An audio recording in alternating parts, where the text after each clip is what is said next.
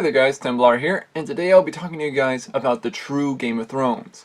Now, I decided to start talking about this mainly because of the fact that, well, pretty much in history we kind of forget on what the true Game of Thrones is, and seeing as though Game of Thrones has ended, I kind of actually want to talk about this, seeing as though our real Game of Thrones actually did happen in history, and which, if we think Game of Thrones is extremely bloody, here's the thing, the real Game of Thrones was more bloody as hell. How so? Well, let's just say it nearly wiped out 2 houses of England. That's right, we're talking about the Wars of the Roses. This conflict in British history was one of the most greatest massacres ever devised, and this originally began because of a crazy king. This crazy king being none other than, well, Richard II, all because of the fact Edward III died. Now, when Edward III died, in the history books, it stated that Edward II, known as the Mad King in history, actually was extremely crazy, seeing as though he kind of became, well, a tyrant, and in doing so, he actually took over many areas in England. In fact, when he was very young, he actually quelled a peasant revolt, and in doing so, massacred them. Now, here's the thing though, he pretty much believed the people loved him and such. Here's the thing, they really didn't after a while. They feared him and hated him. And in doing so, they kind of went as far as to later on depose him.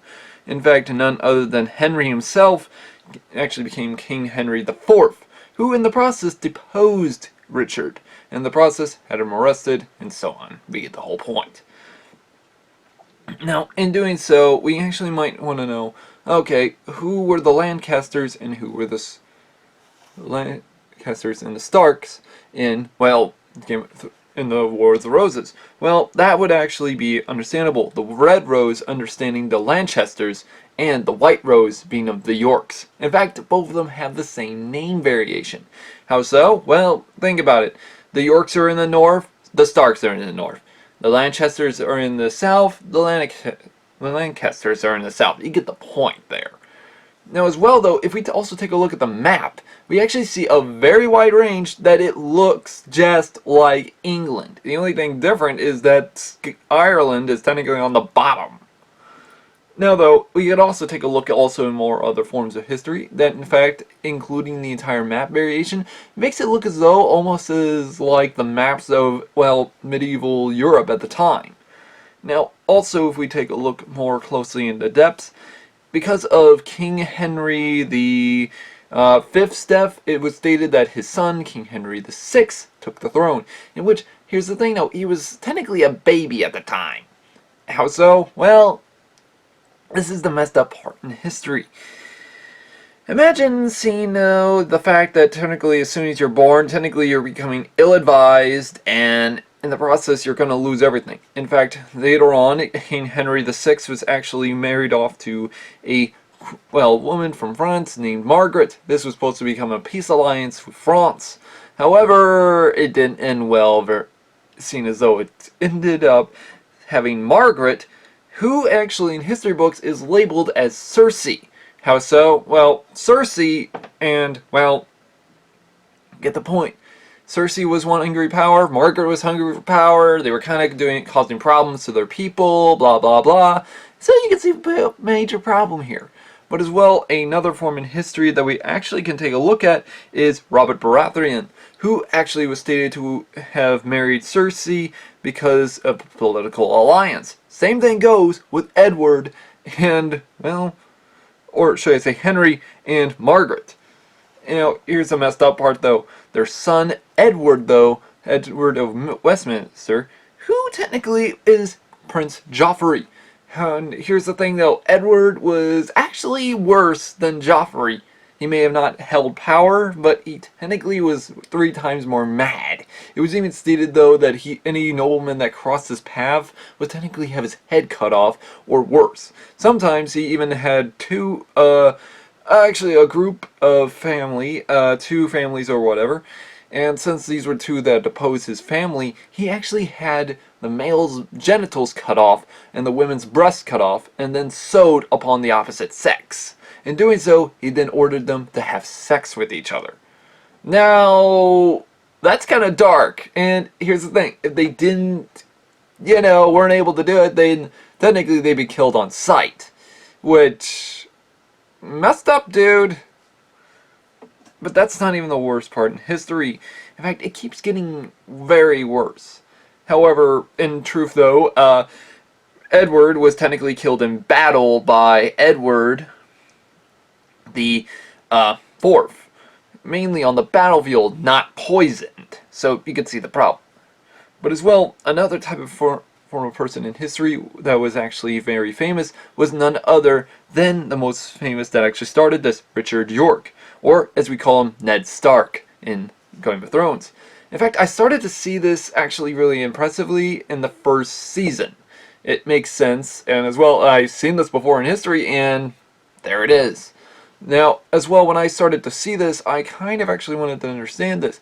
In fact, as the same thing with Ned Stark, Richard actually became known as the Hand of the King, or the protector of the land. Now, mainly because of the fact that his king or friend,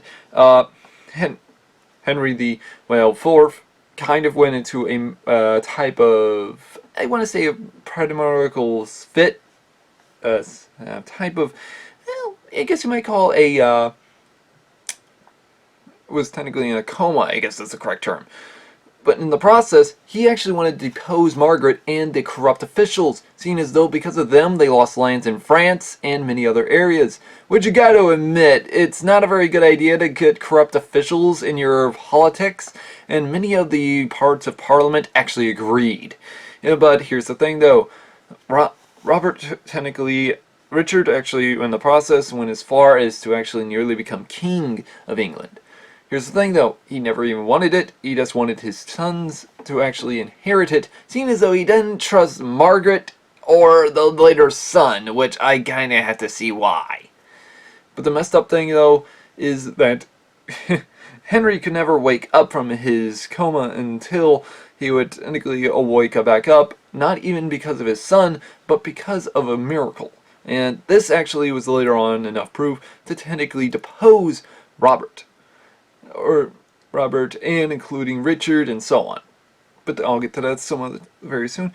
But as well, it was even stated that as soon as they would actually been forced, here's the thing, they would have been forced either to Ireland or somewhere else.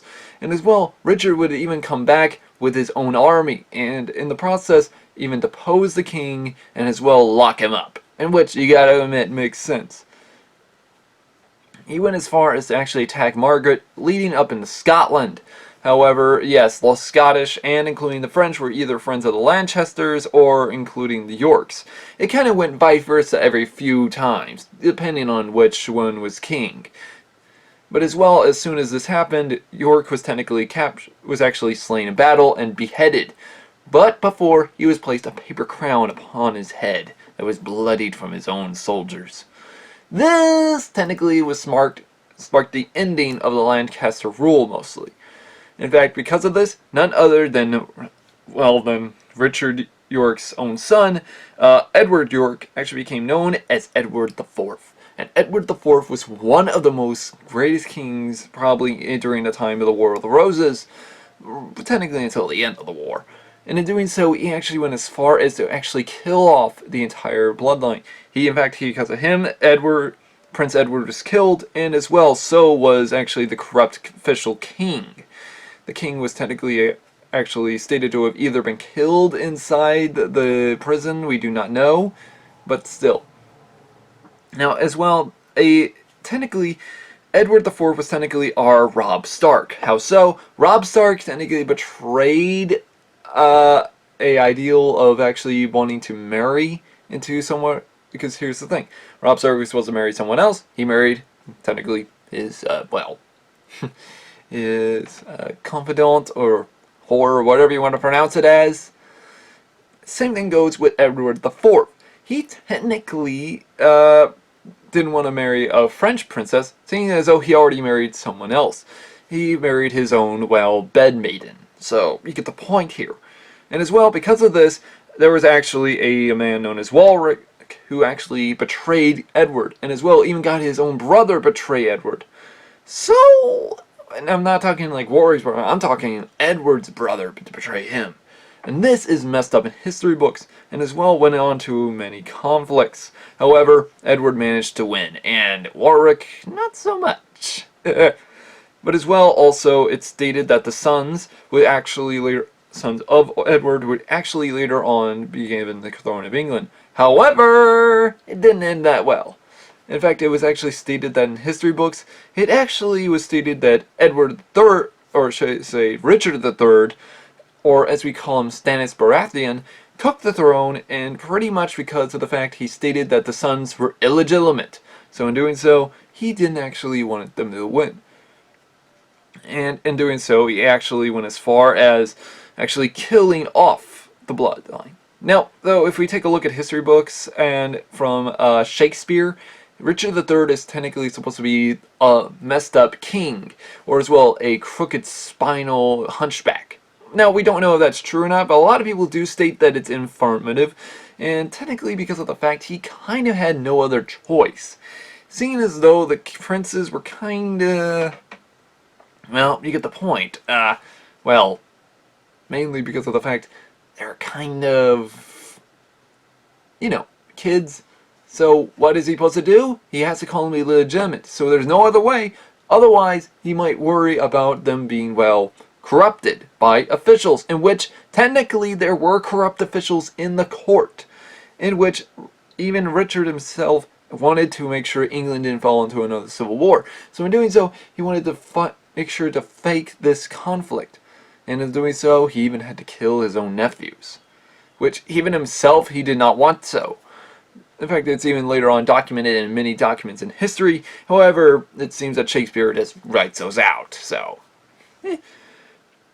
But as well, a famous person from across the sea, in which we do see also in history books, or including that we do see in the story of, Game of Thrones, a man known as Henry Tudor comes across the sea, and in doing so reclaims the throne, or as well as we call her, Daenerys Targaryen. Now, here's the thing though, it may have not been a flying dragon or whatever, but in doing so, Henry Tudor actually led to the greatest kingdom ever to be established, and because of him, the two roses, both York and Lancaster, were united. How so?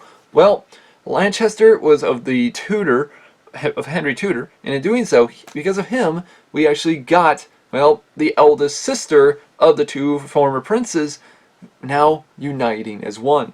And in doing so, they do lead to a greater kingdom. Now, in doing so, though, we also do see a lot of other people in history, such as, the Red Wedding. How so? Well, the Red Wedding is based on two events in history. Known as the Black Dinner during the 1440s, which was actually because of King James II of Scotland, who in the process kills the Douglas. In truth, this is actually more based on it, that the two Douglas brothers, known as the Earl of Douglas and his brother, were technically killed by the, King James of Scotland. In doing so, this is the reason why this was messed up, because you're not supposed to kill somebody inside their own house, or as well, even in your own house, especially under the code of chivalry.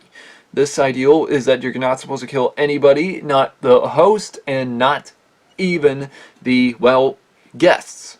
However, it was actually stated they gave him a black bull's head, symbolizing that they should be killed. And in doing so, they arrested them and took him outside and killed him there. Which, not cool. But still, though, it was also based on another type of history known as the Glataman. Sorry if my Celtic is a little off.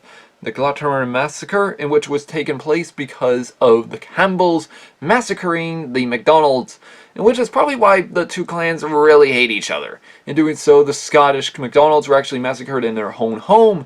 Now, this is actually really messed up because, as I said, the art of chivalry, you're not supposed to kill the guests or the host. And in doing so, this is actually what happened. The Campbells, in the process, massacred the, MacDonalds. In doing so, many of them either fled outside in the process in order to run away, or in the process they were actually either froze to death, starved to death, or were shot dead in the snow. And this is during the winter, so you can see why many of them died. Now as well, there is also in the type of story of Edward VIII also being Robert Baratheon. Now, here's the thing. Robert Baratheon and Edward VIII, they're kind of both the same thing. They pretty much actually were once favored by the ladies. They were great at jousting. They were great warriors. And as well, they favored the, well, iconic, well, as we all put it, the jousts and tournaments. But as well, they were also favors of the drink, fat, and shit.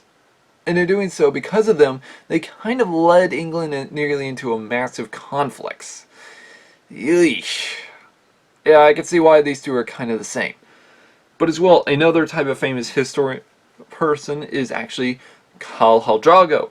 Now, how is he actually related to, and who is he supposed to be in history? Well, he's actually supposed to be Genghis Khan. Genghis Khan is supposed to be a major leader of the Horse Lords, and in doing so, he actually creates a vast empire. Same with Khal Drago. In doing so, he and his army actually create a vast empire, but they never do invade England or whatever, since technically they had a type of theory that they were never meant to cross the waters of the earth, seeing as though they kind of failed at invading Japan.